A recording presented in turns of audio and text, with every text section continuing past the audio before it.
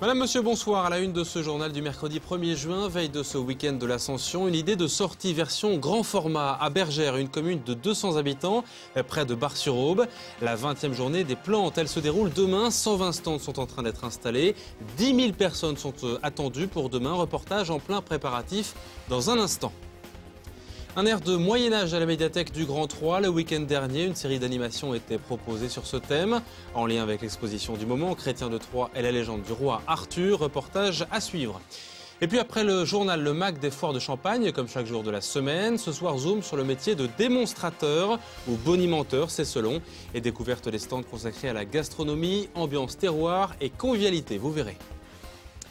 Mais d'abord, les premières mesures prises par la préfecture de l'Aube pour lutter contre la sécheresse dans le département, avec tout d'abord des limitations et des interdictions liées à l'usage agricole de l'eau applicable dans le pays d'Hôte notamment. Le préfet a signé un arrêté en ce sens, en accord avec les professionnels. Aujourd'hui, dans le bassin versant, la vidange des plans d'eau, les travaux sur les stations d'épuration et l'arrosage des golfs entre 11h et 18h sont interdits. Il est recommandé pour les particuliers de modérer la consommation en eau, d'éviter dans la mesure du possible le remplissage des piscines, le lavage des véhicules hors des stations professionnelles équipées d'économiseurs d'eau, le lavage des voies et les trottoirs, l'arrosage des pelouses sont également interdits jusqu'à nouvel ordre. De l'eau, il en faudra pourtant pour maintenir la beauté des fleurs demain à Bergère où il ne devrait pas pleuvoir, contrairement à ce que dit la chanson, pour la 20e journée des plantes qui s'annonce comme un cru exceptionnel de par son ampleur. 120 exposants sont attendus demain, presque autant que d'habitants. Des fleurs seront même baptisées du nom de la commune de Bergère dans le Bar-sur-Aubois. Tout doit être prêt pour accueillir près de 10 000 visiteurs, soit 50 fois la population du village qui compte 200 âmes. Jonathan Duron s'est rendu ce matin à Bergère pour comprendre l'enjeu de cette journée. Regardez. C'est bien ici, à 10 km de Bar-sur-Aube, dans les étroites rues de ce village d'une centaine d'habitants, que demain près de 10 000 visiteurs sont attendus pour la 20e journée des plantes. On pourra retrouver des pépiniéristes, des horticulteurs, on aura également un peu d'artisanat, mais toujours en thème avec la plante. Vous pourrez donc déjà en premier temps acheter des plantes si vous voulez, donc elles seront des plantes ornementales ou potagères, mais vous pourrez également demander des conseils aux exposants qui seront présents ce jour-là. Ils vous renseigneront si vous avez une question particulière sur ces plantes, quoi. Les 120 exposants vont être semés dans les rues, mais aussi dans les cours et les granges des habitants du village. Ce qui fait le charme de cet événement qui fleurit chaque année. Ça fait déjà 20 ans qu'on mobilise les gens du village, les bahuts champenois, on les appelle, les gens de Bergère. Donc ça fait 20 ans qu'ils se mobilisent pour contribuer au succès de cette fête qui maintenant est une fête qui est devenue un événement majeur dans le département et même régional, au niveau de cette thématique des plantes. Afin de reproduire l'événement avec toujours autant de succès, chaque année c'est près de 30% des activités et des intervenants qui sont renouvelés. On a l'honneur d'avoir un grand spécialiste national des iris, des hémérocales, l'établissement Bourdillon qui sont là pour la première année parce qu'on sera le 2 juin cette année pour le jeudi de l'Ascension et qui vient pour la première fois à Bergère. On a aussi un grand producteur de clématite, producteur et multiplicateur qui vient du Loiret, qui vient pour la première fois aussi. Et puis l'association internationale de clématite qui sera présente aussi pour la première fois pour cette 20e, qui nous vient d'Angleterre et qui vient découvrir aussi Bergère et notre 20e journée des plantes. Entre animation de rempotage pour les enfants, tour de montgolfière à gagner et groupe de musique bretonne, un baptême bien particulier aura lieu, celui de 2 plantes. Ce sont des plantes que 2 créateurs ont mise en forme pour la journée des plantes.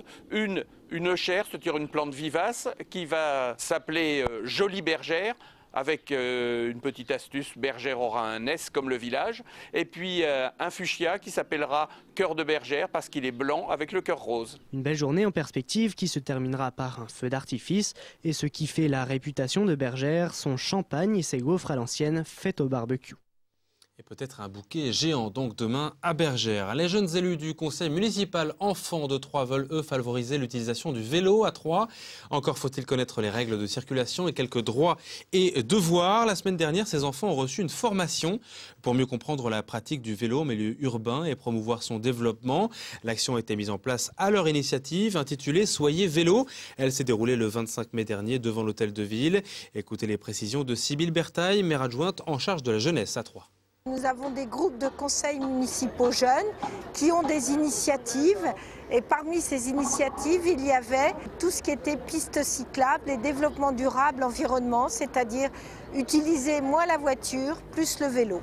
Ils ont créé un slogan qui est « Soyez vélo, arrêtez d'en fumer ». Alors, l'activité à l'ordre du jour, c'est l'apprentissage avec la police nationale de la prévention routière, comment agir quand il y a un feu, tourner à droite, tourner à gauche, prévenir que l'on tourne. Une fois qu'on a bien acquis toutes ces données, on les emmène sur la route, accompagnés de la police municipale et d'animateurs, pour leur permettre de concrétiser ce qu'ils ont appris. Pour se plonger plus encore dans la légende du roi Arthur, thème de l'exposition du moment à la médiathèque du Grand Troyes, rien ne vaut un bon tournoi de chevalier. Le week-end dernier, une série d'animations en lien avec ce sujet était proposée à tous dans et autour de la médiathèque, baptisée Week-end Moyen-Âgeux, jeu comme un jeu. Les enfants et leurs parents ont pu participer à différents ateliers dédiés au Moyen-Âge. Jonathan Boisset a suivi pour nous une démonstration de tournoi sur le parvis de la médiathèque. Les mailles vont livrer passage à ton sang.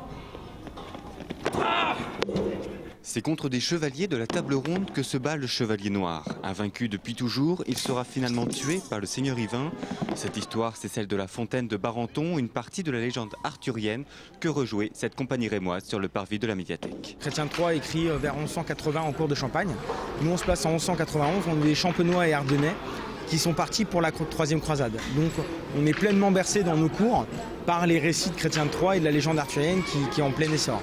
On se veut une compagnie de reconstitution, c'est-à-dire que dans chaque élément qu'on recrée, qu'on met en scène, on essaye de se rapprocher de ce qu'ont pu vivre les gens à cette époque-là, tant au niveau du costume que des outils, que des objets, que de la vie quotidienne, et même que les relations sociales. On essaie de recréer ça au travers de personnages. Fabrication de cottes de mailles par l'aubergier, quotidien des femmes, tournoi entre chevaliers et sergents d'armes.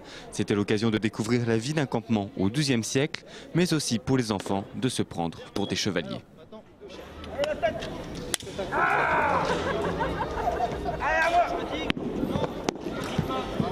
C'est très bien. J'ai jamais été voir des chevaliers, donc j'ai voulu faire ça. J'ai bien aimé combattre le chevalier. Qu'est-ce qu'il t'a appris alors, le chevalier? Bien combattre les autres chevaliers. Cette animation était l'une des nombreuses proposées par la médiathèque. Les plus jeunes ont pu libérer une princesse, assister à des spectacles ou encore jouer à des jeux médiévaux. Nous voulions montrer que le Moyen-Âge peut être un sujet d'amusement et peut être un sujet de passion. Et quand je vois les enfants qui sont venus, quand je vois comment ils réagissent au combat d'escrime médiéval, comment ils s'amusent sur les jeux médiévaux qui leur sont proposés, je pense qu'ils vont avoir dans l'idée que le Moyen-Âge, c'est une période intéressante, c'est un vrai sujet d'amusement. L'occasion aussi de remettre les prix du concours de dessin sur le thème du Moyen-Âge. Les chevaliers ont particulièrement inspiré les enfants. Apprendre en s'amusant et à jouer au chevalier, que demander de plus? Ainsi je me fais chevalier, l'ordre le plus haut qu'il fut créé et qui ne souffre aucune bassesse. Voilà en tout cas une excellente mise en jambe à quelques jours de la fête médiévale de Saint-André-les-Vergers qui se déroule ce week-end. C'est la fin de ce journal. Dans quelques instants, le MAC des foires de Champagne. On s'intéresse ce soir aux bonimenteurs ou démonstrateurs en tout genre, mais aussi à la gastronomie très présente sur les foires cette année. A tout de suite.